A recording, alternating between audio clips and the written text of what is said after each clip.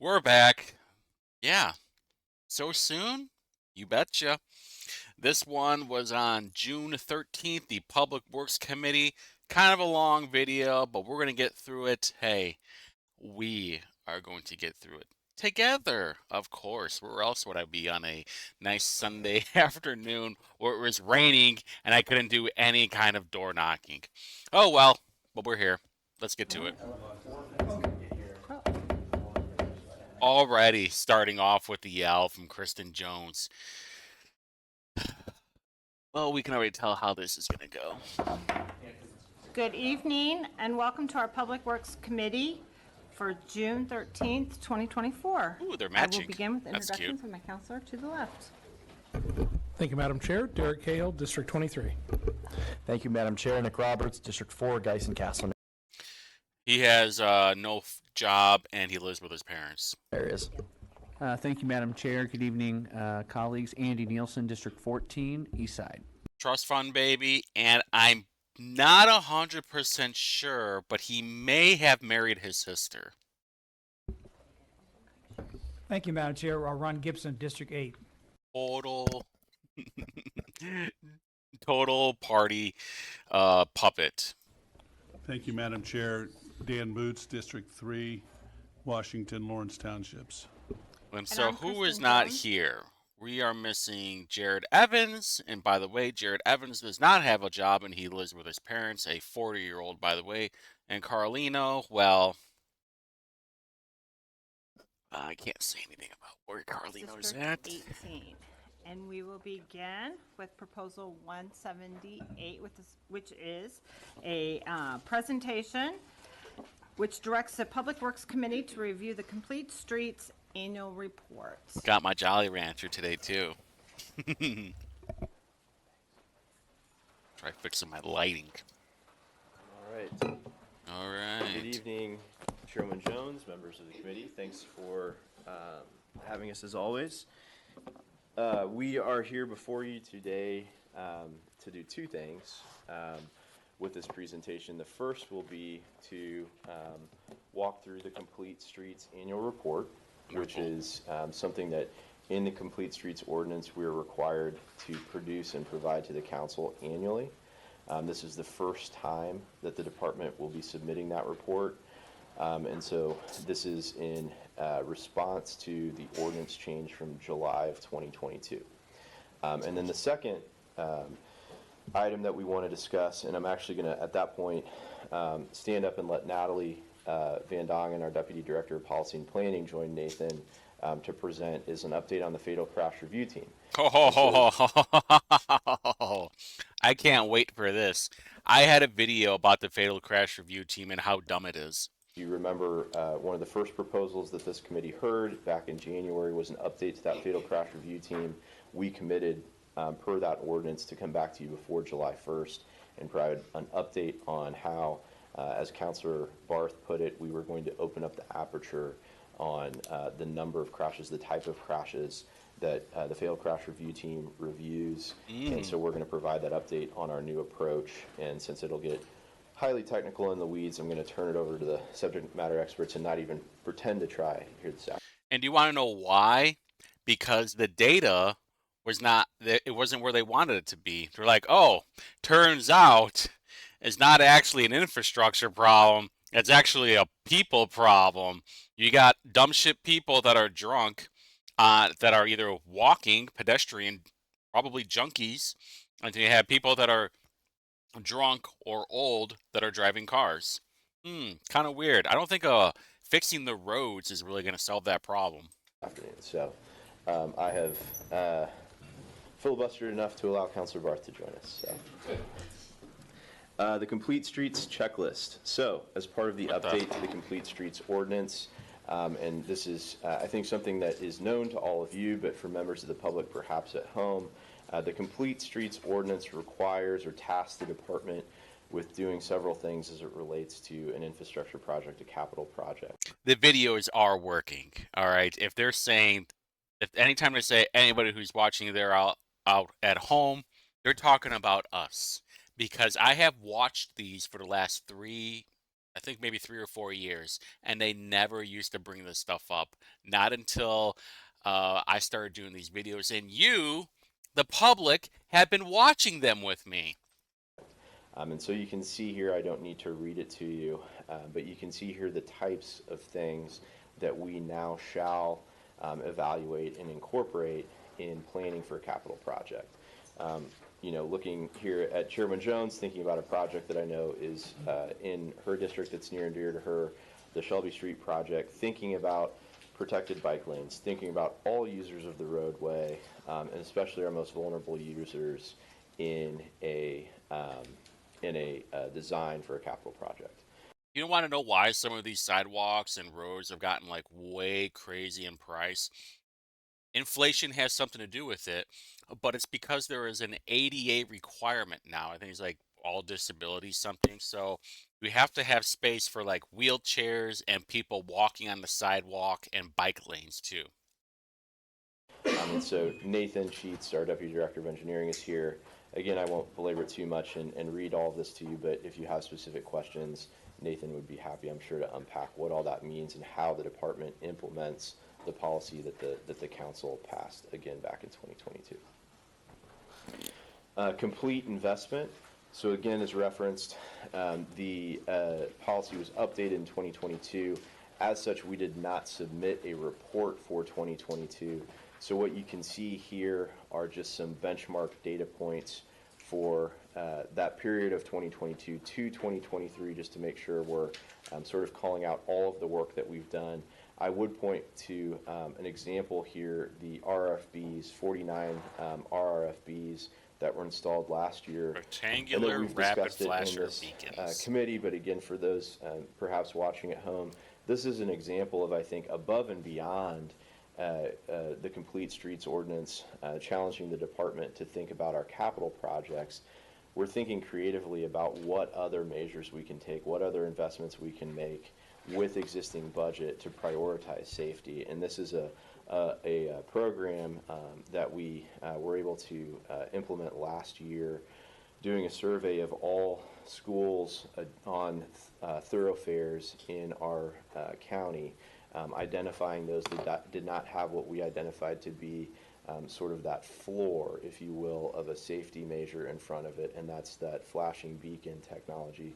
We're able to identify existing funds to invest in those elements and install them in front of schools. So now all schools on thoroughfares in Marion County have that benchmark, have that floor, if you will.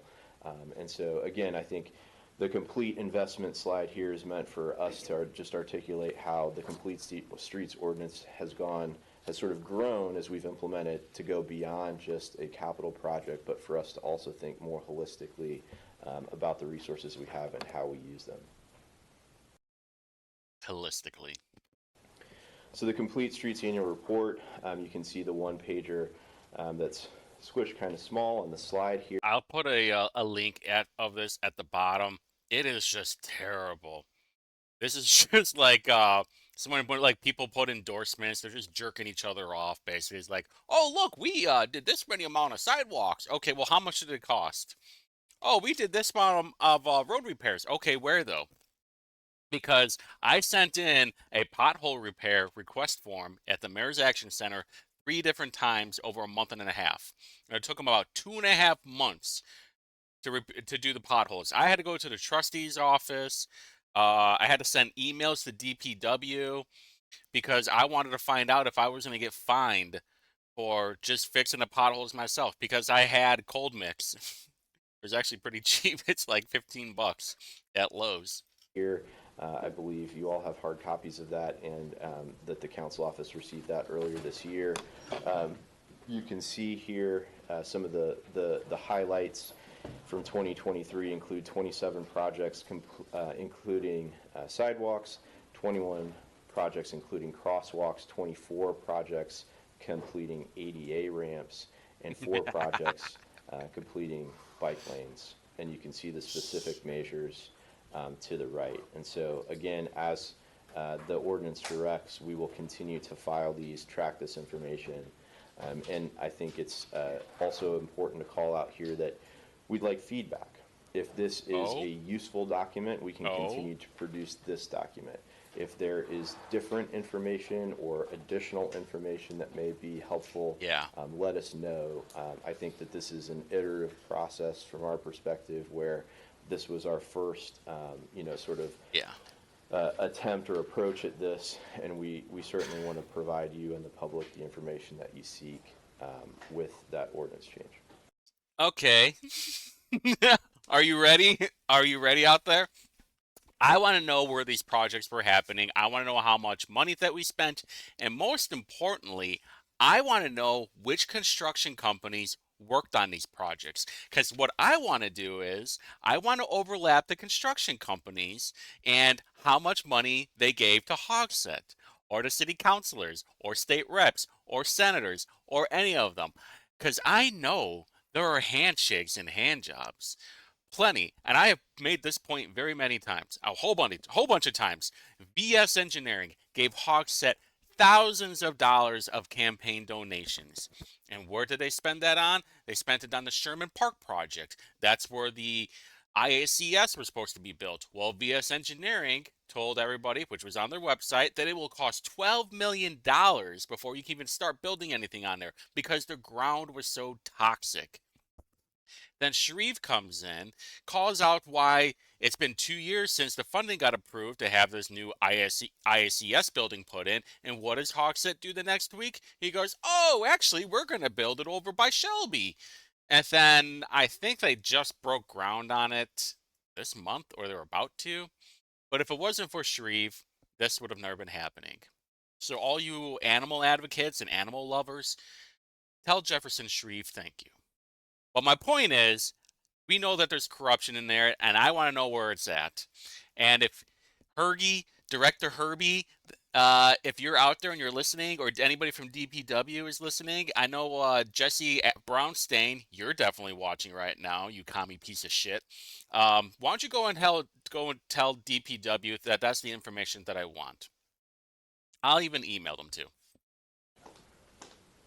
And then finally, again, thinking about work from our perspective, it's not just about the relevant year, but about the bulk of work. And so this year alone, 2024, not contemplated in the update that we provided to you. You can see here the investment and how seriously we're taking the Complete Streets policy and all of the capital program work that will be under construction yet this year. So with that, I think this is sort of a transition moment in our presentation where I will leave behind the Complete Streets policy and the update and start moving towards the Fatal Crash Review Team update. But just to level set a little bit, why are we having these conversations? Right? Tell us. Why are we being so thorough in our approach to these issues and our policy approach to them? You can see here that in the past 13 years, we included data back to 2010, that there was an increase, and that increase has plateaued and remained consistent amongst all conflict on our roadways. So what you see here incorporates vehicle and vehicle conflict, vehicle and pedestrian conflict, and vehicle and bicycle conflict. And of course, you see the outlier year 2020 during the COVID pandemic. When you start to break that down by element, and I want to stop, and I should have said this at the beginning of the last slide, I don't have my notes pulled up in front of me. I also want to state one other thing very clearly before I go further. We're going to start talking a lot about data. We're going to start looking at graphs. And I want to say as clearly as I can that I understand that these are people we're talking about. Okay. These are families we're talking about. Okay. And I want that gravity to set in for all of us. Okay. Because we can get lost in numbers and lost in data and lost in budgets. And these are people, and I want to specifically call that out and talk about that and just What the let that sit for a moment. Yeah, moment of silence, I guess. I don't know. Well, no shit, they're people, dummy. Who else would they be? Groundhogs? So you can see here, like Jesse Brown? Out element by element, that data that we're analyzing as a department and as a community. And you can see here that there is cause for concern with the type of user and the level of vulnerability that that user has. Holy shit. What do I mean by that? You can see increases in time. How Oh, a you guys are going to make me do it, pedestrian aren't you? or a bicycle user has seen their vulnerability increase. And I think there is a whole host of reasons as to why that's true, but that is an undeniable fact that the data in Indianapolis presents. And I think that's why several of us talk about and think about this as a crisis, because that is something that has changed over time. And I think all of us, or at least most of us, believe that is something that through policy we can address. Oh, here's a good idea for policy. How about you enforce the fucking law then, their chief? All right, hold on. I'm pulling it up right now. Here we go. Here's one right here. I brought this. I'm just literally just pulling up a random one. Investigation concluded that the motorist was in a parking space and was preparing to leave. They put the vehicle in what they believed to be reverse, but was actually drive. The motorist accelerated forward, striking a pedestrian on the sidewalk and pinning them to a nearby building. The pedestrian died of their injuries. Recommendation: private property incident, none. That's what happened. These are the kind of stuff that they're putting on there. Motorist was drunk driving at a high rate of speed, southbound. Recommendation? None. And then they break all. This was my favorite part of this, though. It crashes including an SUV or truck because they're trying to put on this whole propaganda. It's like, actually, you know what? These things need to be off the road. We need to outlaw SUVs and trucks, even though they are like the backbone for construction. If you're talking about, you know, dads or whatever in these suburban areas that have just a truck to match up with everybody else, then, you know, whatever. But here's another one. There's no engineering solution to this. However, it is indicative of broader poor behavior that has been observed by motorists on public roadways in recent months and years. So, Director Herbie, why don't you read the crash report? Because I have. I read. Where is it at? You're gonna make me do this, aren't you?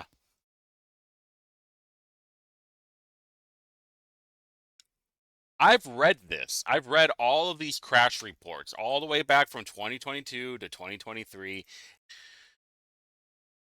Moving on. So as we're pivoting towards the fatal crash review team, what is it that you all tasked us with doing earlier this year? You all tasked us with looking beyond just fatal crashes and fatal conflict from users on the roadway, and to try to incorporate incapacitating crashes. And what you can see here is, again, that same baseline, all users of our roadway, incapacitating crash data. And then finally on this slide, how, again, there's a sharp disparity. What is between incapacitating, users though? What of is our it in roadway your words? and the level of vulnerability that you see. And so with that, I am going to pass the baton to Natalie and let Natalie and Nathan walk through and probably get in the weeds a little bit on how we're going to incorporate that new data later, and how we are responding to the ordinance from earlier this year. And before I step away, I just want to say thank you to all for your partnership and willingness to work with us to build something that we believe is going to pay dividends in the long run for our community and vulnerable road users. So thank you. Hello, counselors. Natalie Van Dongen, Deputy Director of Policy and Planning for the Department of Public Works. As Brandon mentioned, we might get a little in the weeds, but I'm hoping to keep this a little bit more high level and be able to explain the context surrounding how we Why does she have a thumb ring on? arrived at this methodology. Whoa, man, she is ringed up. So, as this body will recall, in February of this year, you requested that the Department of Public Works develop a methodology for Red flag, boys. Red flag. Nose ring. incapacitating crashes in addition to fatal crashes. So as it stands, the Fatal Crash Review Team reviews fatal crashes on an individual basis and looks at the context surrounding those fatal crashes and implements recommendation based on that context. Like I just showed you. and some there are none. Methodology This is my point, though. You need to look at the context of those crashes. Hey, graphs and data are fine, but well, how did we get there? that we are proposing today for review of incapacitating crashes would look at 6 statistically significant high crash intersections per year and look at the data surrounding those crashes at those intersections comparatively and be able to issue recommendations based on the collective data of both incapacitating and fatal crashes at I those know where this is going to locations. lead to, too. So this methodology will allow the fatal crash review team to review a significantly higher number of crashes, both incapacitating and fatal, at areas of the city that we know are statistically significant when it comes to areas of conflict, and be able to issue Areas of both conflict, that's a short-term new term, and huh? long-term recommendations when it comes to infrastructure updates and safety modifications that can be made at those intersections. So I know that we want to get a little bit more into the data, and I have Nathan here, and Nathan is great when it comes to describing how we arrive at data, where that data is coming from, and how we're able to utilize it to make these recommendations that we're going to talk about. Let's find out, So Nathan. that's a high-level overview. Looks like you've been hitting the bottle, Nathan. And Nathan will talk a little bit more about the, I neglected to mention, the road safety audit process that will occur at each of these locations. Great, thank you. You know what's gonna? I'm going to predict this now is that they will call for cameras for license plate readers so they can send you a ticket. Chicago does this very, very often. You're gonna be surprised of who gets the tickets the most. Spoiler alert. Nathan Sheets, Deputy Director of the Engineering Division for DPW. As Natalie mentioned, very interested in helping to solve this crisis that we have on our hands. And so we were presented the problem. We got push from counselors, which was great. And so what we are actually proposing, and Natalie kind of touched on this, is taking the fatal crash review team, which already exists today, and they typically meet once every 2 months. And so in that 2-month period, what the fatal crash review team plans on doing is running the crashes that have been reported the prior 2 months and noting some of those top locations where we have the highest number of fatals and incapacitating crashes. Those tend to be outliers. I think, as an example, I'll get into okay. this. Spoiler alert, I was wrong. They did meet. I have one from March 19th, 2024. They did. Here shortly. We've already run the numbers, and we've done a roadside safety audit at 79th and Michigan Road. That one popped up as a high crash location. And so when we do that and we... Hold on, shut up, Nathan. We got to talk about this real quick. This was at the end of the year last time. Vehicle 1, Vehicle 2. Driver of Vehicle 1 was traveling south on North Mittenhofer Road. Driver 1 did not stop for the traffic signal. Driver 1 then struck Vehicle 2 that was sitting in the intersection preparing to make a left turn. Vehicle 1 continued into the parking lot and struck parked Vehicle 3. Driver 1 deceased was unable to provide a statement because he was dead. Recommendation, none. It's stuff like this, though. Look, recommendation, none. Circumstance, recommendation, none. They were traveling west going through. Then hits... then some huge rocks going airborne. Man, it's like Ricky Bobby's like, uh-oh, I'm in the air. Recommendation, none. Recommendation, a traffic signal is planned for the intersection. Recommendation, none. Deceased 91. Not here. Passenger 1, 95 years old. Listen, folks, I don't have a problem with giving a driving test after a certain age. Hey, you're like 75, like... Boomers, sorry. We don't know what your mental capacity is right now. We have a living corpse in the White House right now. We may need to test you your driving skills. Look, recommendation, none. Recommendation, none. Another recommendation, none. They would, I mean, look, I just have to keep saying it, don't I? We pick that individual intersection. Then what we plan on doing is going back and looking at 3 years of crash data. So again, for this particular location. I'm just debunking all these 79th and people in Michigan, live, in there live time were, right now. Remember that. I believe 179 total crashes at that location. So that fatal crash review team, we do this internally, but we do this roadside safety audit and would be happy to provide you with one of these. The group plans on adopting that in their next meeting in July, but this gets very specific, looks at the geography of the intersection. We do a site visit with area stakeholders, look at that crash data, and then in hopes that we can develop trends associated with all those crashes. And I think that's the important aspect is sometimes the difference between a fatal and an incapacitating crash is seconds or feet. And so that's why we think it is important to look at those. What are you calling it? Incapacitating Incapacitating crash? And then we, as we do quite often, we'll develop a list of alternatives and recommendations, and I think so that's a very important aspect as well. Some of those recommendations are going to be things that we can jump on very quickly. So an example of those is perhaps a leading pedestrian interval. Very easy to implement. We're able to do that internally, so I would call that zero cost. What I'm telling you now is we're not going to wait until we can just implement one project that implements all of those recommendations. We're going to pick off those things that are easily implementable, implement them, and then program some of the larger investments that are going to require a true capital investment in that. And so, again, we hope that that moves the needle from a crash perspective, and with access to the area's database, we're actually can run a follow-up report to see if we have actually seen a reduction in crashes associated with those proposed improvements.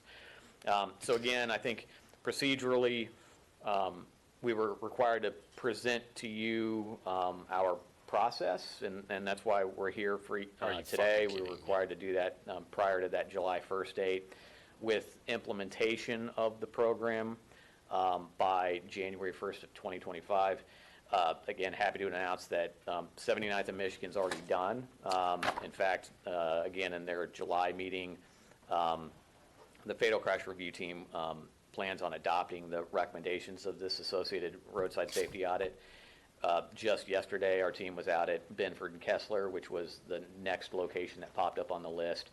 So they did their initial site investigation there. And again, we'll complete a roadside safety audit. I'm about to wreck this guy right now. Just wait. Will be looked at by that fatal crash review team, and the intent is to post these on our website as well. All right, shut the fuck up for a second. Nathan, listen, fatal crash review team, you, Shouty, Brunette, shut the fuck up. I know what I'm talking about. Let's. I'm gonna school you guys real quick. All right, this is what you do. You're going to go to my case.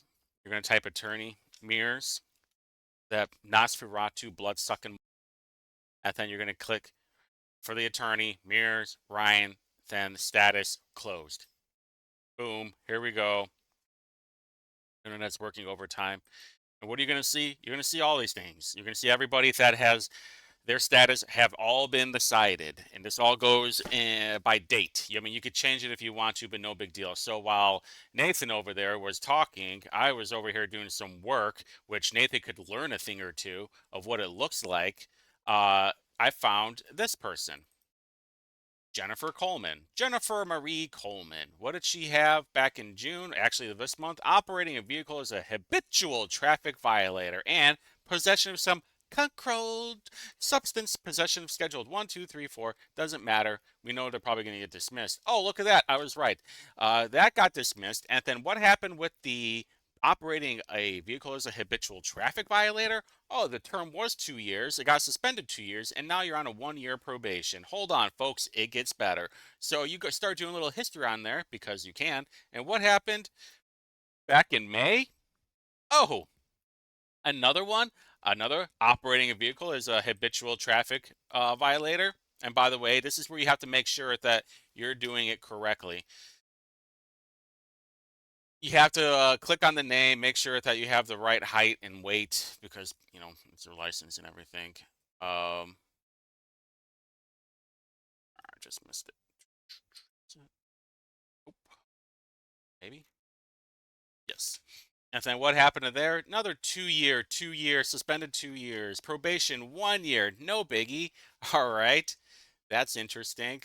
Let's go back and let's just see if there's another felony. This one was back in October. Listen, there's probably a lot of Jennifer Coleman's. Oh, not this one. Oh, operating a vehicle as a habitual traffic violator. What happened to there? What happened there? It's not pending, right? It's decided. Oh, it is pending. Oh, wonderful. It is pending. Is there another one? Is Marie Coleman? Is this the same woman? It sure is. This one's decided. I mean, look at that. Theft. That's a prior conviction. People, let's see, did anything happen to her? Probation. Look at that. Term, 360 years, 360 days, jail credit, 8 days suspended. No big shocker, right? Community service, probation. I know. This is all the same crap. What was this one? Operating a vehicle as a habitual traffic offender. What happened? This was back in 2021. Home detention for that. Community corrections. I mean, this is the reason why things are all because Marion County has a garbage prosecutor, has garbage judges, has garbage magistrates, and I just showed you in real time what the hell is going on. So Nathan and Shouty, they need to pull their head out of their ass. All of DPW needs to pull their head out of their ass because they're just doing a shitty job and they're putting this propaganda out there for you guys, trying to confuse you with the data. But I just showed you the data. And you know who, I'm guessing John Barth is going to be on here too. And he's going to be putting out the same bull. I know this video is going to take a while. We're only 18 minutes in. But we're going to be skipping through some of it, so don't worry. Thank you very much for your presentation and your update. I would like to introduce Chairman Barth and give him the opportunity to say a few words. Oh, look, Carlino showed up. Thank you, Madam Chair. I appreciate it, and I appreciate the opportunity to speak and to be a guest in your committee, so thank you. Just a few comments. One, appreciate the director and all the work he's led and all the work the team has done. I know the council has been pushing a lot your way, and as you noted, Nathan, we really appreciate it. I think it's been a real partnership between Get to the it, council Barth. and DPW getting to this point, and I mean, what we're talking about today, I think is meaningful and really important. So I hope the folks paying attention are absorbing how meaningful and important these changes are. I also really appreciate the director's comment that when we're looking at data, it's sometimes hard to remember that each individual data point is a human that we're talking about, and so you restating that is really important, and so I appreciate you doing that. Especially because I know everyone in this room hears from our constituents regularly about their concerns. I have the benefit of representing a district that has a lot of historical neighborhoods and has a fair amount of sidewalks and some pathways for people to be able to ride or bike to many of the many parochial schools, many of the IPS schools that are in my district. But with each passing day, people get more and more concerned, so they want to know what are we doing about it, and being able to relay this conversation and point folks to this meeting if they want to watch it, I think is important and really demonstrates how the city is taking these concerns very seriously. So I think what you have proposed here is really responsive and thoughtful as to what we on the council asked you to do. And so having it presented and that you've already started to move forward on it and take action based on it and gotten the support of the Fatal Crash Review Team, I think means a lot. So I really Holy shit, bro. appreciate everything. I think you're going in the right direction, and I can look forward to continuing to work closely with you. And I'm just remembering this now, Nathan. This just shows you how their willingness to be to work with us is. I'm remembering one day talking about some aspect of the proposal earlier on in the year. When Nathan got on a call, I think I took him away from building a playground for his kids. So that shows you the level of commitment. So I really appreciate it. Thanks a lot.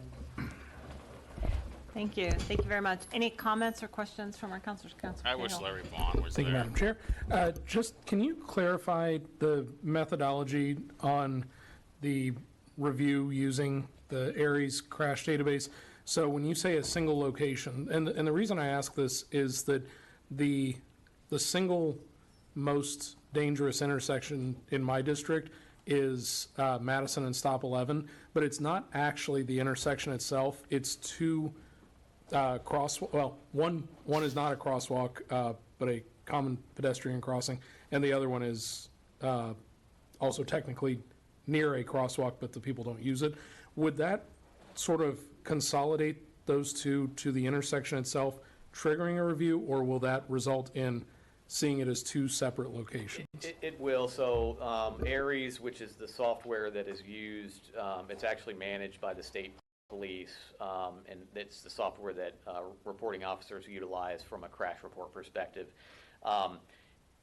Each crash is supposed to be located to the closest known intersection, and then there are dimensions in each crash report that lists it was 300 feet south of the intersection. And so when I say crashes that happen at the intersection, we do provide a buffer around there to include crashes that could be attributed to the intersection itself, because what we don't want to do is miss those ones that might not be happening right at the intersection but are in that area of influence. So that is being considered as part of that analysis. Awesome. Thank you. I appreciate that. Yeah, I think I would also just add to that, the road safety audits generally look at a number of factors, including the type of collision. So it's looking at the entire area surrounding, an intersection or location to establish what is ultimately the cause of the crash from a number of factors, including weather, time of day, amount of lighting.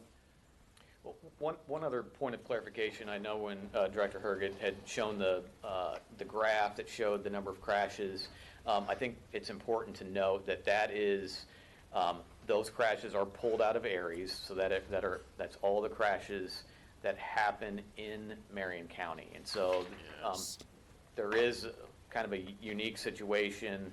One, DPW is not responsible for the interstate, so that those crash statistics that were popping up on that graph included crashes that happen on NDOT facilities, but they also include crashes that happen perhaps in local excluded cities and towns intersections that, again, the city of Indianapolis doesn't have jurisdiction over. Speedway or Beach perhaps the intersection of a local neighborhood street and a local neighborhood street in Beach Grove, that would fall in that graph, but we don't really have the authority to direct change for those individual intersections. So as we weed some of these out, there may be intersections that pop up as high crash locations that we can't cause any change associated with those if they're NDOT intersections. But we do have great partners at NDOT.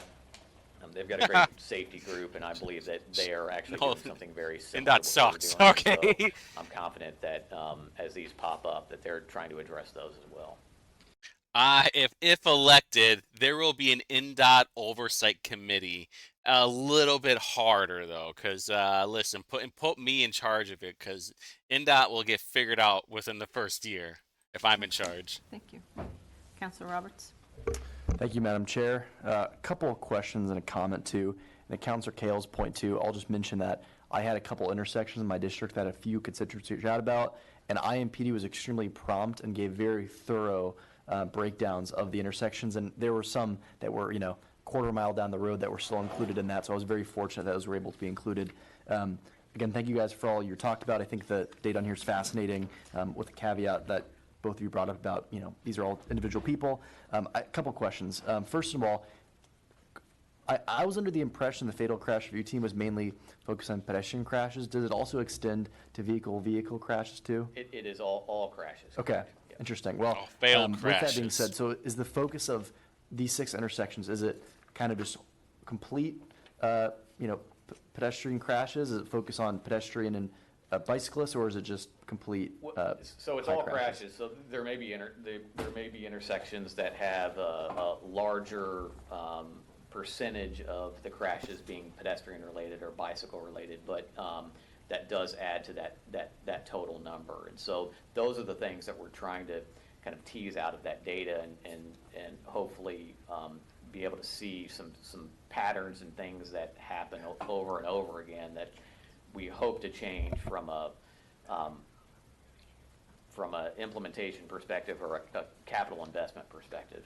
Again, there are instances where there's going to be crashes that aren't necessarily a result of poor engineering and Yes. so there, I think we're going to need some Yes. help from the community and our other partners out there Yes. to kind of help solve those social issues, the DUIs, the hit and runs, those kind of things.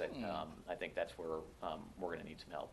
Oh, hey, people, if you really want to help out community, vote out Ryan Mears. There you go. That's a good first step, is voting him out in 2 years. But we know that you're not, because Democrats do love their death and their destruction. Well, and even too on that point, there are a number of intersections in the Castle area that Councilor Boots and I shared, like 82nd and Allisonville. What is Andy doing? 86th and Keystone that not 86th and Keystone, but around that area that are really high in terms of, cars going through. That it wonders to me how much of it is just a traffic pattern issue versus a, we know all the issues they're dealing with, right? So it's, I think, different issues in different parts of the city. So I appreciate you guys for, making that clear and, looking to do whatever we can do to help out on that. And again, this is we look at this as a changing document, right? I mean, we had the original Complete Streets Ordinance that was passed a number of years ago. There was a modification. We're going to try this out, see what works, and who knows, we may be before you guys at some point in time in the future talking about some tweaks and some things that we may propose to the process itself. But we've got a great staff in our engineering group. Do you? Jason Bowers. Do you? He's been here a year and 4 or 5 days, and he's very proud of the work that he's put together. And afterwards, I can kind of show you the various graphs and charts that we've put together. But that'll all be available as anyone is interested. Thank you. Thank you, Madam Chair. Look at And thank Carlino virtue signaling. DPW for the presentation. Couple of quick questions. You mentioned the number 6. I wasn't sure the context in which you were. What does 6 represent? Is my first question. Yeah, so the 6. So the Fatal Crash Review Team meets every other month, and so so basically 6 times a year. And so the thought would be that the Fatal Crash Review Team would get involved in 6 of these roadside safety audits on an annual basis. We felt that 6 number was manageable. I think that through time we may find some efficiencies that are gained in the overall process, and if that's the case, I think that we could potentially increase that number. But again, I thought it was a good starting point. And when we talk about, again, 6 seems like a low number, but that's 6 locations. That isn't investigation of 6 crashes. That's 6 times, that 179, 200 range. So there's going to be a thorough investigation of, we think, more than 1,200 crashes on an annual basis. Second question, if I may. You mentioned Kessler and Benford. Yes. I literally live on that corner. What will you be doing, and when will you be doing whatever you're doing on that corner or with respect to that corner? So the roadside safety audit, the field investigation is completed, and so as we go through the process, we'll be happy to share that. But we don't have any exact recommendations at this point in time. Yeah, so those recommendations will be voted upon by the Fatal Crash Review Team. Does he? And adopted by the Fatal Crash Review Team. So I would say that those recommendations range quite a bit from things that we're able to implement, you know, signage, updated striping, those sort of things that we're able to do in-house at relatively low cost. So it'll range from those to something that requires a larger capital project. But because the Fatal Crash Review Team is part of the Complete Streets policy, we already have that Complete Streets scoping checklist that we're utilizing for capital projects. So this will be another element that we're able to include in the scope, where we've already done the work, we've looked at the data, we know what will make these intersections safer. So when we are in the area and when we are doing large-scale construction projects, we can incorporate those recommendations. Do you work with IMPD to get some of their, more than just the crash data, for example, ticket giving data? So, yeah, it's a great question. IMPD actually sits on, we've got a position that sits on that Fatal Crash Review Team, so they are able to provide some additional information that we may or may not be able to glean from just the crash reports. And so those may be additional, I think they have incident reports that they're able to provide to us, and I think they even reach out to some of their beat officers or local patrol officers to provide input as well. One thing I would like to mention, I think, and I'll check with the team. He but, doesn't, by the way. Anybody that's interested in attending one of these roadside safety audits, I would extend that invitation to you guys as well, particularly if it's in your district. Way up the street. Again, hoping to, that is the information gathering component of that process, and as users of those intersections, and you know, you've got constituents that utilize those intersections, I think that's something that we could entertain for you guys as well. In closing, as a comment, I would encourage you to work with IMPD and to also consider, this has come up in the past. I know Councilor Barth has dealt with it substantially along 38th. I deal with it up and down Benford. It's just the extreme speeding. I think a lot of those accidents are people in Dodge Chargers going 80, 90 miles an hour. Wait a minute. Are you who are the people driving those Dodge Challengers, Mr. Boots? Please tell me who they are. Down Benford. We must find out who they are. On a regular basis. Is that a factor in your consideration? Yeah, we've and more importantly, what can you do about it? Sure. Yeah. Yeah. What can you do about it? I think you raise a good point. I am not aware of, although we could do this. I think Boots is putting in the wrong. We've never looked at crashes based upon automobile brand or type. I mean, we can even do automobile. Ooh, boy, are you sure you want to go down that rabbit hole? I'm not sure if you're ready for that quite yet. The crash report. But as far as like what could we do about speeding, I think that leads back to kind of Natalie's discussion about the Complete Streets Ordinance and some of these things that we're able to help mitigate.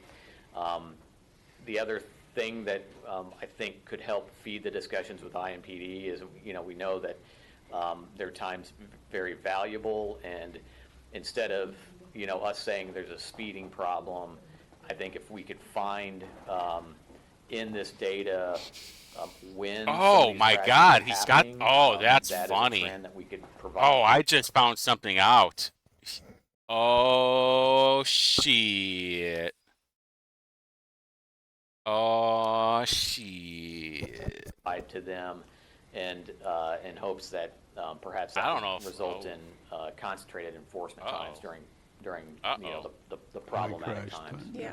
And importantly, this methodology allows for a process wherein IMPD themselves will be able to review this data and review a large amount of crash data at once pertinent to an individual intersection. So if they have kind of, you know, anecdotal officers have relayed back, this intersection's a problem, I witnessed this, and this methodology will allow for a formal review of that intersection and of those problems. With some of this newer technology that's out there, we've got some things that we're looking at that I think is going to help pinpoint some of the problems and we're going to be able to do some pretty creative things. All right. Afterwards, if you want to chat or at some point in time, give me a call and we can Yeah. talk about those specifics. With one more PSS, PS number 2. I know we're not allowed to use video cameras for ticketing. Can we use video cameras for monitoring, for data gathering? Sounds like Boots wants a security state to me. Like if we're seeing, We can and we do.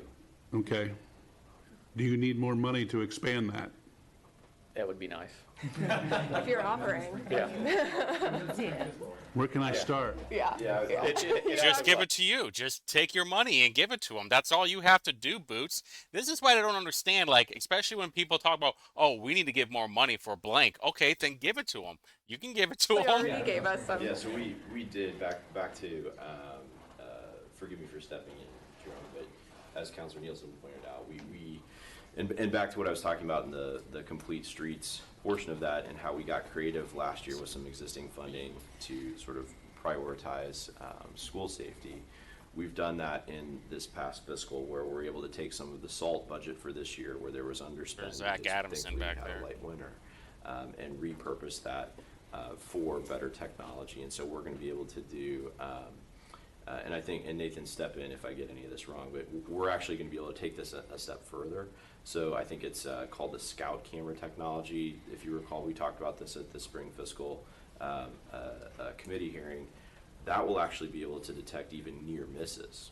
So that's another, back to opening up the aperture, to use Councilor Barth's language, and thinking about additional data layers. Yeah. Now we're just, this is still, there's an argument to be made.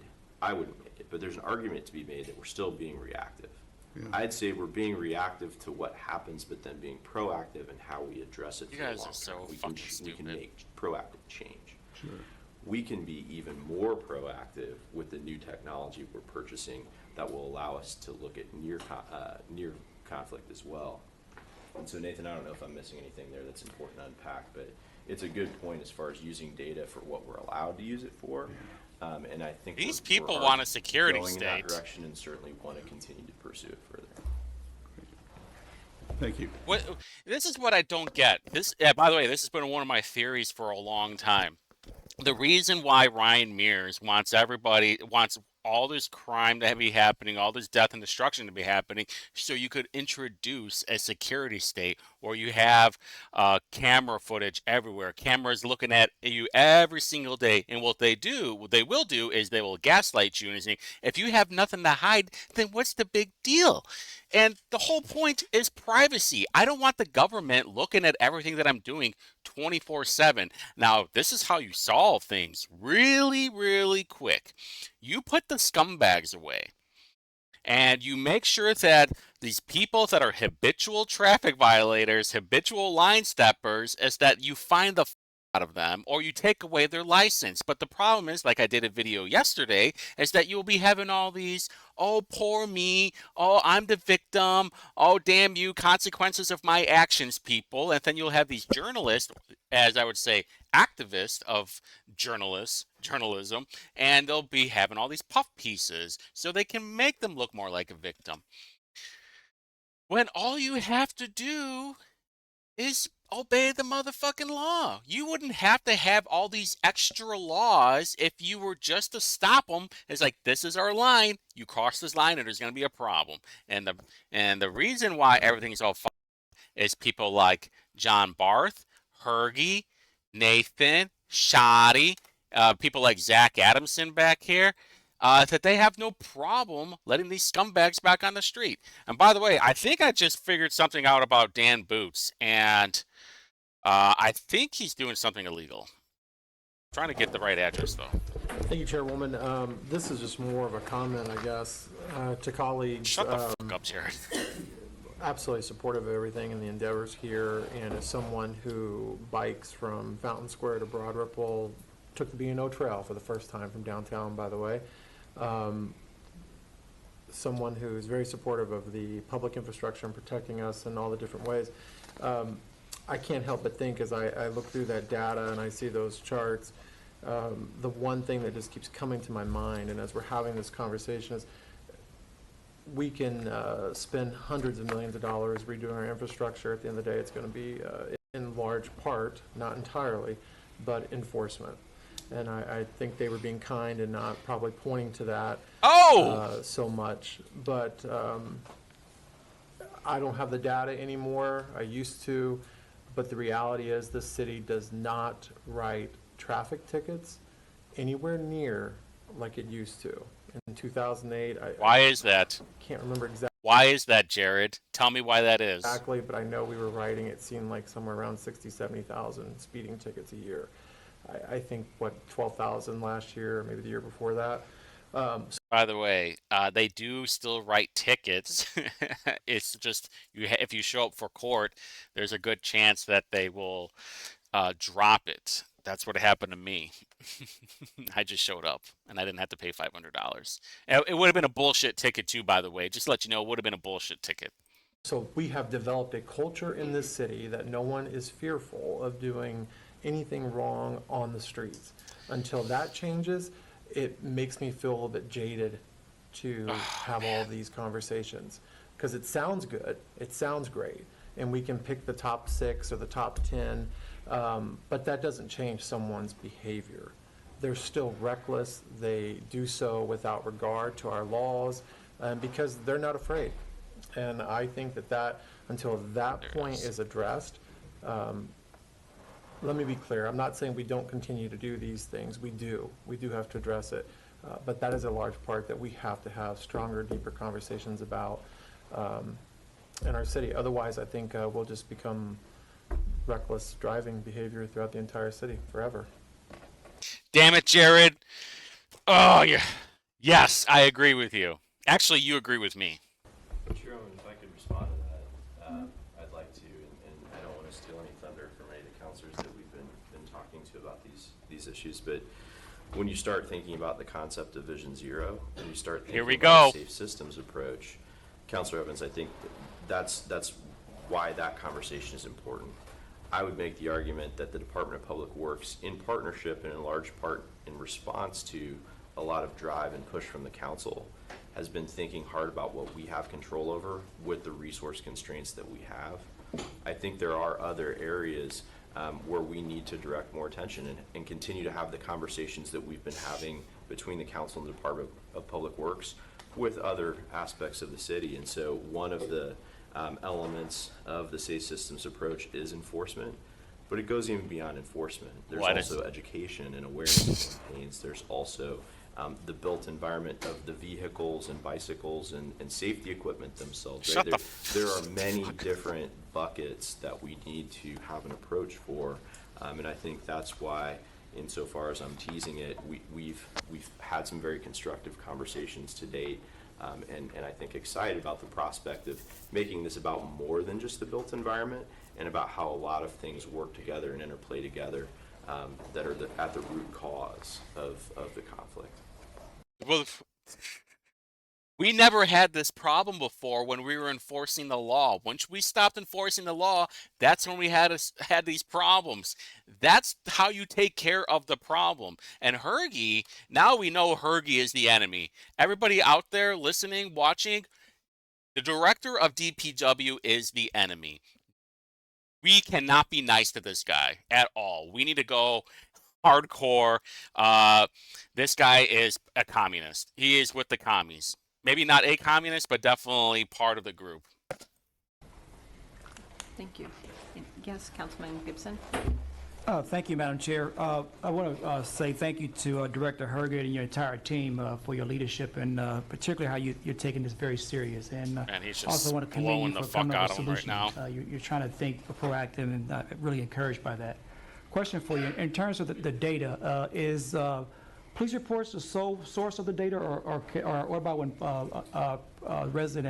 citizen may self-report an incident? So can you explain the sources of the data that you're using to arrive to the conclusion? Yeah, so that Aries data does rely, that it assumes that there is a crash report filed by an officer that is sent into that system. So if there's a fender bender where there's no injury, people exchange information and walk away. Unfortunately, we don't have the ability to loop that data in. I think if you're hearing things that or there's concerns that you may have that we may be missing some things, I think that's something that we could look into as well.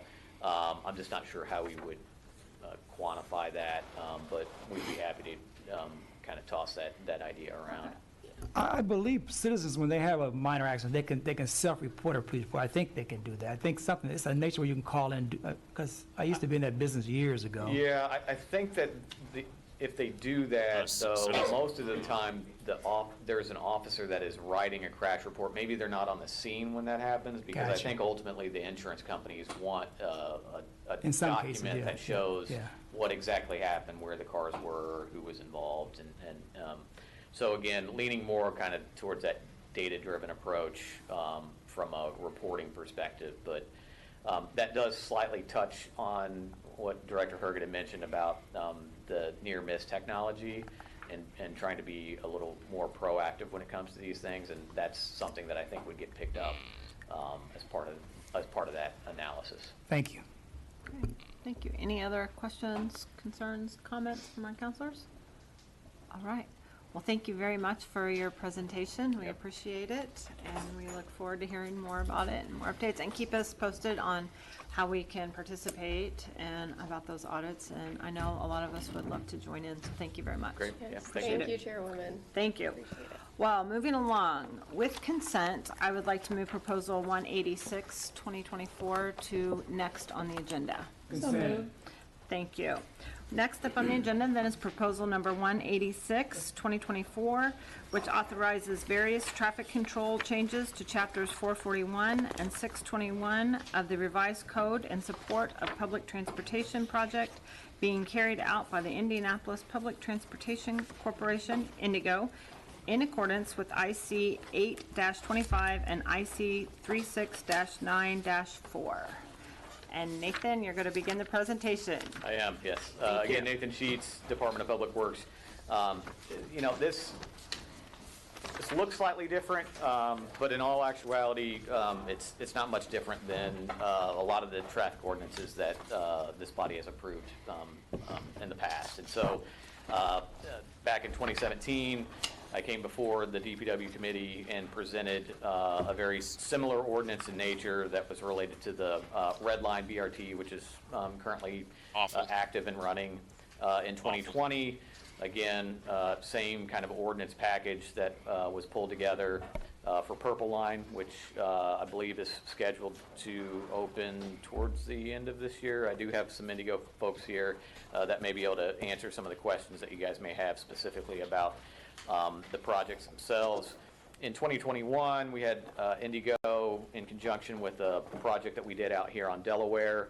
There was what was called the Super Stops project, and there were a number of ordinance revisions necessary in order to accommodate that particular project. And again, that happened in 2021. All right, he didn't, but his paperwork isn't lined up to where he said where he lives. That's all I can really say right now, because I'm not going to dox anybody. And so here we are, 2024, before you this evening. I'm talking about the whole Dan Boots thing. I thought that he lived somewhere where his paperwork doesn't show that he lives. But then when you go through the assessor's office and you look him up, he does live where he said that he lives. But it's not according to his filed paperwork. And I thought, well, did he do that because it would put him in a different district? And no, he would still be in the same district. Evening to talk about the Blue Line BRT. And so what this ordinance would do upon passage would allow various changes to occur to a number of different ordinance sections within the code. For instance, we've got some modifications to 621 and 621 121 and 621 122, which is parking prohibitions. There's some left turn prohibitions, required right turn prohibitions, one-way street designations, implementation of bus only and bus and turn lanes, modifications of intersection controls. it is. We've got establishment of bus stops that is done via section 621-402 and some speed limit changes. And so if you've seen the ordinance revision, it's again quite lengthy. All right, shut up. Yeah, so I completely forgot about the purple line. So I was here, no, I was on 56 and Post yesterday for the caucus meeting. And I will tell you what, that is going to be the biggest pain in the dick for sure. I mean, the roads are still messed up right now, but holy jeez. There is hardly any room for cars to get by. I mean, you are going to see a dramatic increase in road rage. I guarantee you, I would put money on it. Looks like 12 pages here, but again, we're supportive of these ordinance revisions, have worked very closely with Indigo, and I guess if you have questions, specific questions about any of the modifications that are being proposed, I believe I could answer those, but if not, we may lean on some of our partners here at Indigo as well.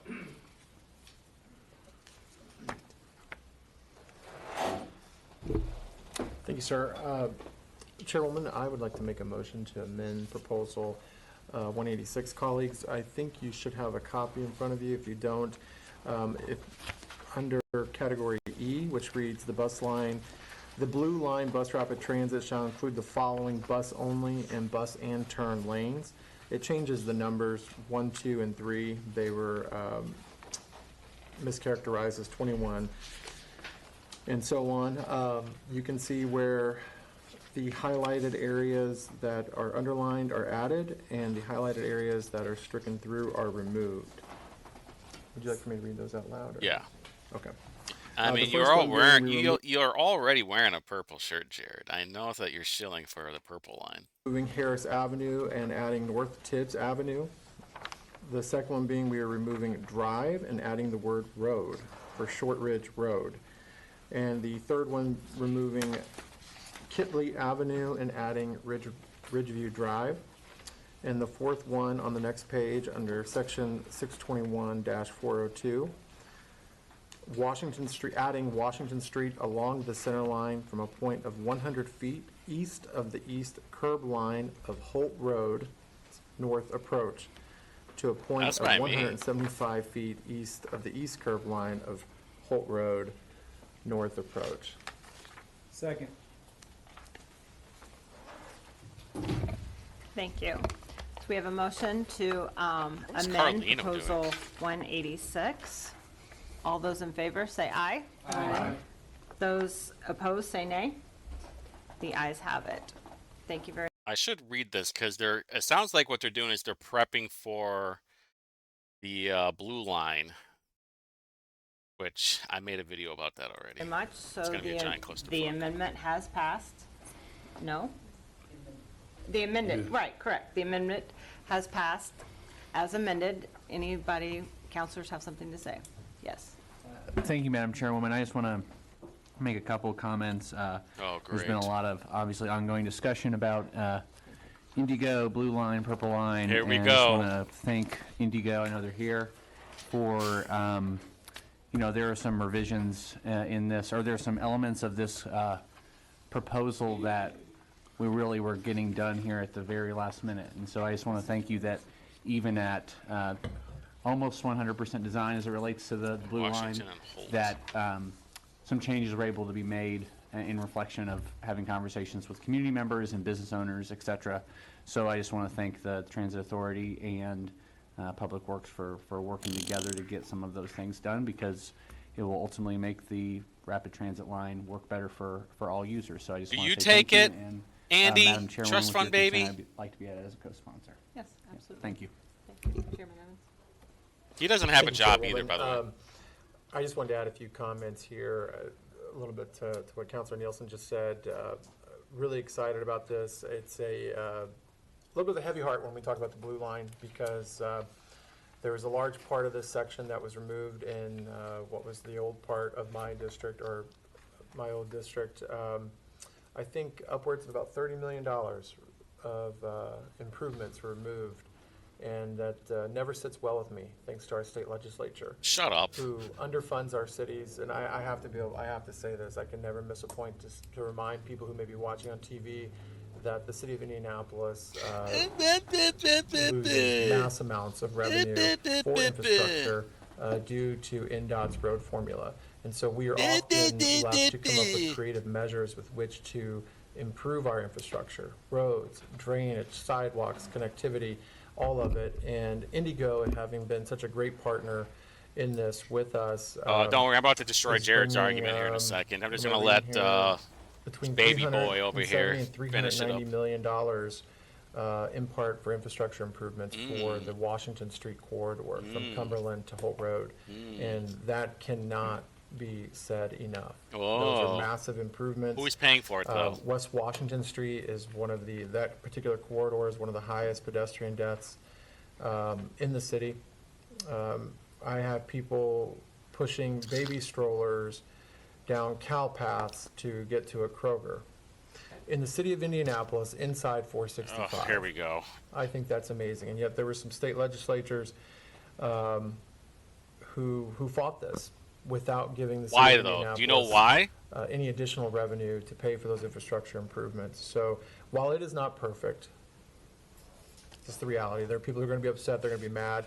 But what I want people to take away from this is that with the federal dollars, $150 million worth of federal tax dollars, in joint with the city of Indianapolis and DPW, paying for these infrastructure improvements that we so badly need. Come on. So people have access to transit, to move around, but so they have connectivity to go to a grocery store, to walk to a school, to go see grandma. It doesn't matter. The point is that this is Sure, that's what they're doing, we Hall. like to think, right? We just spent all this time fighting for another stadium. I think we're trying to identify ourselves as a world-class city. I would Oh, think that no, we go have ahead, go world-class infrastructure. But the state of Indiana, through NDOT's formula, and I'm sure Director Herget's probably getting a little squirmy over there because we talk negative about him, but I have to, as someone who represents West Side constituents, who oftentimes are, well, I'm not going to cuss, but Thank you. that's how we speak. And so I'm very excited Get ready. about this. Get ready. It's been a long time coming. It should have been the first transit line from the airport, and not the red line. For whatever reason, that didn't happen. So I'm just going to be quiet. Yeah, that's a good idea. I'm excited, but I'll also get angry when I think about it. But so I'm looking I would forward wreck to this guy in a debate. Councilor Cahill? Thank you, Madam Chair. Hold on, Derek. Hold on, Derek. Jared needs to be put in his place real quick. Well, first off, DPW is spending taxpayer money on DEI training. I think this was like 2 or 3 months ago. Old chubby Hergy was sitting there at that table, and it's like, we're going to lead the forefront. This is going to be amazing. Paraphrasing, of course, about having more DEI training. Now, what the they have to do with fixing potholes? It doesn't. So if Jared Evans over here, little guy, wants to talk about, we need to use this money for fixing roads, it's not being used to fix roads there, pal. Why don't you go get a job, move out of your parents' house, and then maybe you would figure that out. Number 2 is Indigo is a failing, they do not make any money. They are what do we want to call them, like a failing corporation, I guess. They do not make any money. They are constantly letting people ride the bus for free. Junkies, homeless, the bums. We had one guy set an Indigo bus on fire not long ago. We had a stabbing at the transit center just a couple of days ago.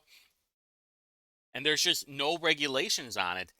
And Indigo knows that people aren't paying for their fares because last July, in one of the reports, they said that they had multiple people not pay for their fare, and it's something that they need to work on and make sure that it's enforced. Guess what? It's still not being forced. It's a haven for homeless people and junkies. You can go over to Garfield Park and see them hanging out. Go over there right now. I encourage you to go over there, and you'll see them. Same thing with the transit center. I do not feel safe walking over there, by the way. And I know, talking to other people, that they have their own set of rules. IMPD really isn't doing anything because they're, first off, they're understaffed, but that's for another conversation. And second off, the Blue Line is getting most of their money. And you're talking about a very small amount of people that use the bus.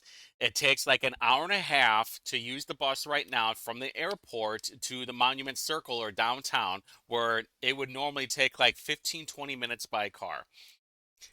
Does Jared Evans take the bus? Because I can guarantee you that everybody on there does not take the bus.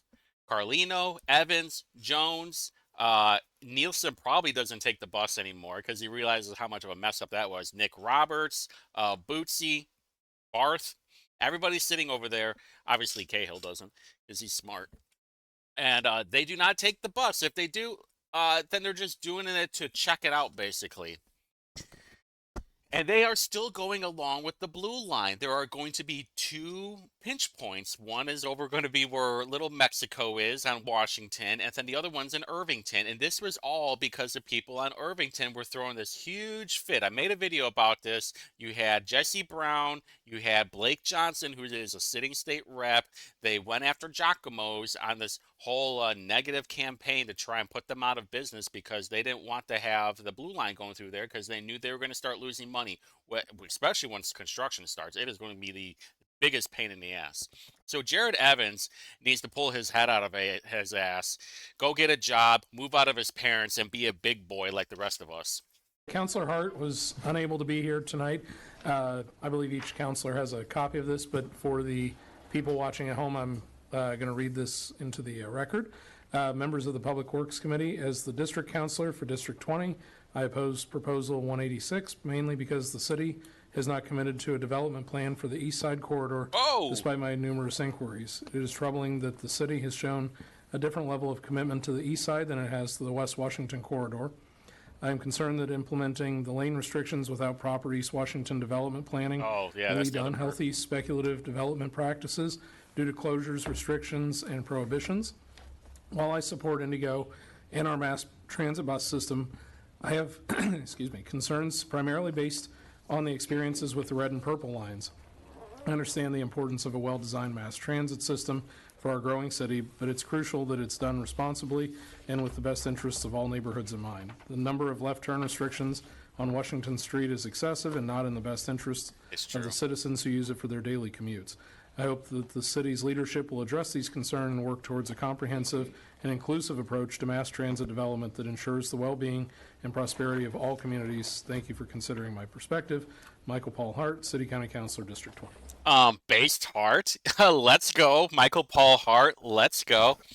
And let me make sure that I'm very clear about this. I'm not against public transportation. I am very pro accountability. When Inez Evans was the CEO of Indigo, she was making $500,000, okay?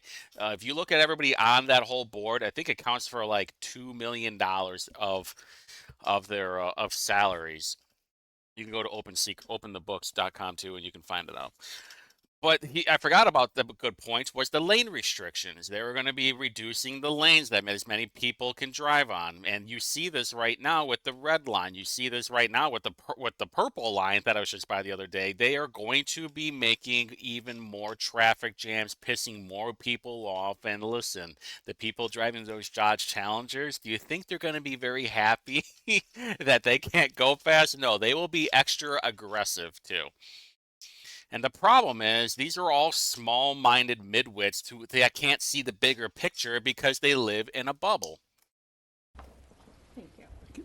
Councilor Nelson? Oh, great. I Thank can't you, wait to hear thank you, Worf has to Councilor say. Cahill, for reading this in the record. I work closely with our colleague, Councilor Hart, on East Washington Street development and issues, and just want to point out as we talk about the Blue Line, many of you will know that Irvington Plaza is in my district. It is a piece of property that has sat vacant for a number of years, and the developer who is prepared to make what I hope is a huge investment, but multi-million-dollar investment in our community because of the Blue Line. And so I think it just points to, obviously, change being who's hard. paying for it? We But are. there is money, and there are developers and investors who see the value of rapid transit in our city. Do you want to know why? Because it is a way for people to get over there and spend more money. It's consumerism. That's all it is. And the people that are paying for it are people like me. The people that use the roads are the people that ride their bicycle who have no car. Are they paying for it? Not really. Not as much as I have to pay for gas tax. I have to pay for registration. Since Councilor Barth is here, I'll even point out that one of the best breweries in town is opening a second location. Oh, here we go. Hey, but booze, man. Hey, you know what? We can get up, bro, on some boozing, bro. We can just take the bus home. Let's go do some more degenerate shit, bro. Hey, at least we got the bus line, huh?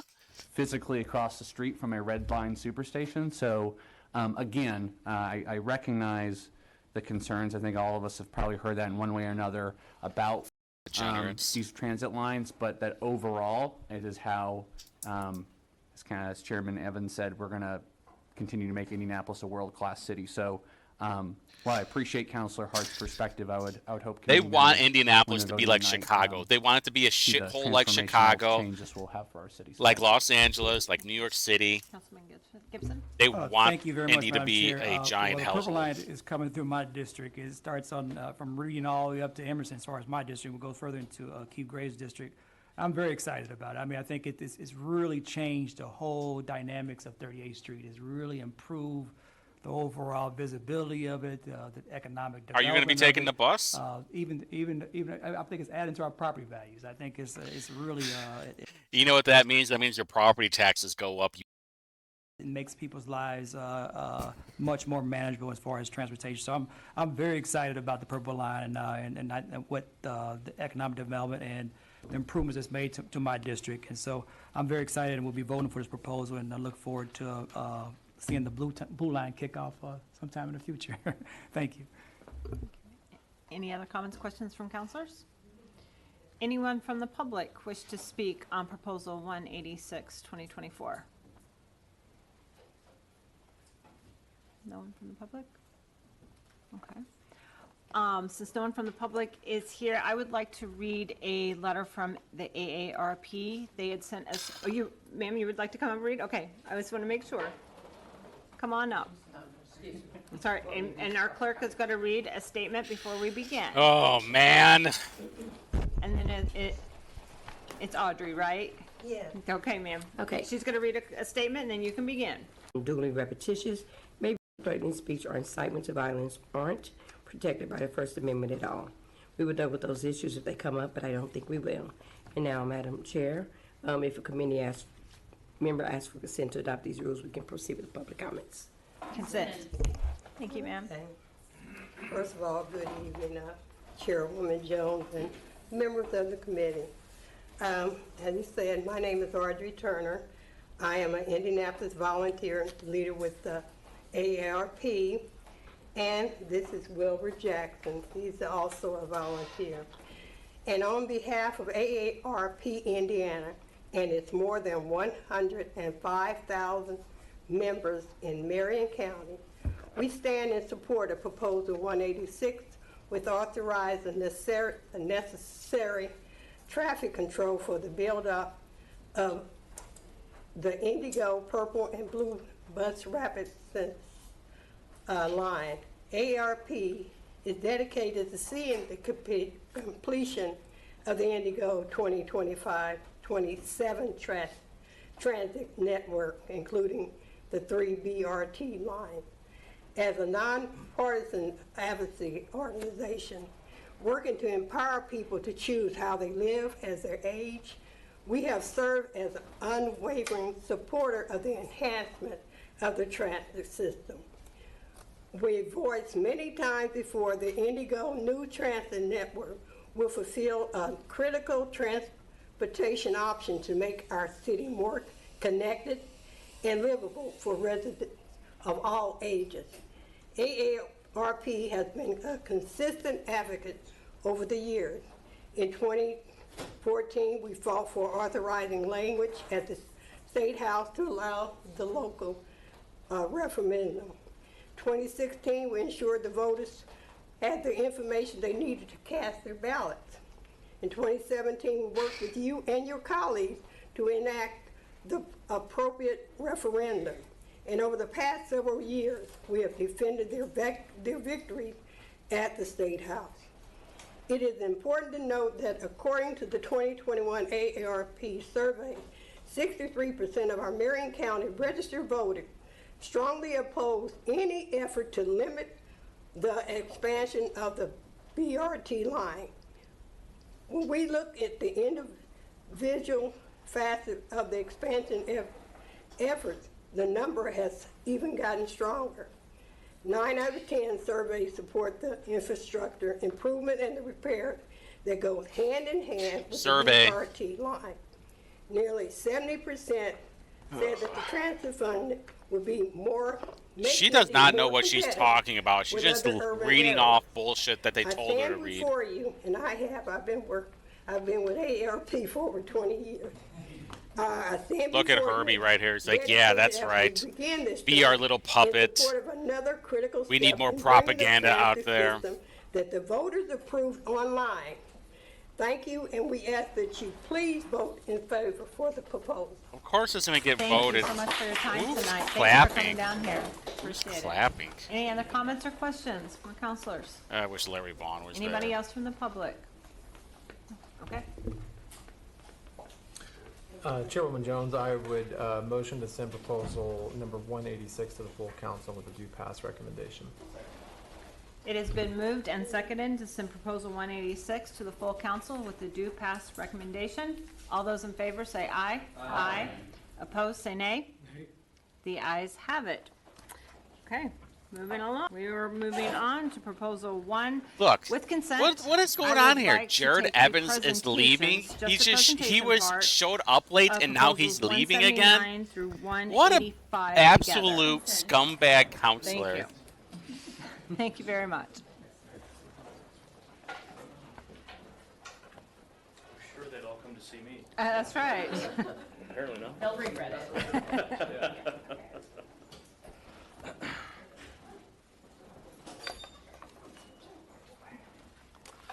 All right. Good evening, members of the committee. Good evening. Brian Kavanaugh, General Counsel for the Department of Public Works. We have several parcels here that the department needs to acquire for infrastructure projects under state statute. If the department wants to acquire property that exceeds $25,000, we need your sign off to do so. So that is what we are presenting to the committee today. So we'll just take these by project, if that's all right. Yeah. Proposal number 179 approves a request of the Department of Public Works to purchase certain real estate interests for the Bluff Road construction project. That's going to be a giant clusterfuck. William J. Sanders. Proposal number 180 approves a similar thing also for the Bluff Road construction project for property owned by Gary and Elizabeth Benjamin and property pieces of legislation. We're doing 185 together too, right? Yes, yes, you can go ahead and Okay. Yes, Yeah, sorry. sure. Yeah. And no Thank you. problem. That's Thank you, my Counselor. error. He left And, too? yes, proposal What is going 185, on here? which approves a request of the Department of Public Works to purchase certain real estate interest in the Rosedale Hills for the Rosedale Hills Drainage Improvement Project, for property which is owned by the Bishop and Council of the Protestant Episcopal Church of the Diocese of Indianapolis. Episcopal. Is that the ones who can't eat fish? And kind of Councilor Cahill, you graciously agreed to sponsor that, which we appreciate. Yes. Councilor Roberts. Out of curiosity, where's the Rosedale Hills Drainage Improvement Project? Yeah, so that parcel is located at 2601 East Thompson Road, 46227. I don't have a visual for you, unfortunately. So I don't think that's not on the same side. I don't think it's Bluff Road. Are these projects related? No. No, 180. Last one is a separate project. Okay. That's for the Rosedale Hills Drainage Improvement Project. Okay. Yeah. Thank you. I assume so, given they're different names, but I wasn't sure. Sure. Would you like to speak on it? Yeah, sorry. So that's why I'm the sponsor of 185, and Councilor Renee is the sponsor of the rest. It is in fact a different, unrelated project. It is related to land acquisition, related to Rosedale Hills drainage. Is a 3-phase project, phase one's done. They're preparing for phase two. This neighborhood is roughly located near like Keystone and 465 area. So it's that area on the south side near 465. Are there questions or comments from counselors let's start with proposal 179. Questions or comments? Anybody from the public, questions or comments on 179? Madam Chair, motion. Okay. I move that we send proposal number 179, 2024 to the full council with a due pass recommendation. Second. It has been moved and seconded to send proposal 179, 2024 to the full council with a due pass recommendation. And all those in favor say aye. Aye. Opposed, say nay. Smiling so The much ayes have for? it. Moving along to Gibson's proposal back. number 180, 2024. Any questions or comments from counselors? This might get boring right at Anybody the from the end. public have questions or anything they would like to say? No? Counselor Gibson? Madam Chair, I move that we send Oh, proposal number thank 180 to It's the like, what are you full doing, council for man? final adoption. Second. Thank you. It's been moved and seconded to send proposal 180, 2024 to the full council with the due pass recommendation. All those in favor say aye. Aye. Those in favor, all those opposed say nay. The ayes have it. Moving along to proposal 181. Any counselors have any questions or comments? Anybody from the public? All right. All those in favor, it's been moved and, I'm sorry, go ahead. I'm just doing it right along. Yeah, I'm what as is going excited as you on are. right now? Madam Chair, I move that we send proposal 181 to the full council with a due pass recommendation. It has been moved and seconded to send proposal 181 to the full council with the due pass recommendation. All those in favor say aye. Aye. Opposed, say nay. The ayes have it. Moving along to proposal 182. Anybody have any questions or comments from our counselors? Anybody in the public? All right. Madam Chair, I move that we send proposal 182 to the full council with a due pass recommendation. Second. It has been moved and seconded to send proposal 182 to the full council with the due pass recommendation. All those in favor say aye. Aye. Opposed, say nay. The ayes have it. Moving along to proposal 183. Any questions from my colleagues? Comments? Anybody from the public wish to say anything on proposal 183? Madam Counselor Chair. Nissen. Madam Chair, I move that proposal number 183, 2024 be sent to the full council with the due pass recommendation. Second. It's been moved and seconded to send proposal 183 to the full council with the due pass recommendation. All those in favor say aye. Aye. Opposed, say nay. The ayes have it. Moving along to proposal 184. Anybody have any questions or comments from my colleagues? Anybody in the public wishes to say anything on proposal 184? Nope. Counselor Boots? Madam Chair, I move that we submit proposal 184 to the full council with a due pass recommendation. Second. It has been moved and seconded to send proposal 184 to the full council with the due pass recommendation. All those in favor say aye. Aye. Opposed, say nay. The ayes have it. Moving along to proposal 185. We're almost there, 185, boys. sorry. We're almost there. We already had our questions and comments. Anything else you would like to say? No. Anybody else? Anybody in the public have anything to say on proposal 185? Madam Chair, I move that we send proposal 185 to the full council with a due pass recommendation. It's been moved and seconded to send proposal 185 to the full council with the due pass recommendation. All those in favor say aye. Aye. Opposed, say nay. The ayes have it. Congratulations. Do we have a motion to adjourn? So moved. All right. Jeez. Thank you. Congratulate him on a drainage project? Yes. Yeah. Yes. She's really. All right. Lovely, lovely. Yeah, I know that was a long one. Had a couple of rants because there are so many morons on the city council, so many morons for DPW. The entire administration is full of morons and midwits, but here I am breaking it down. We're watching it together, and that's the most important part. We're suffering together. So next week, there's going to be, I think the city council is back.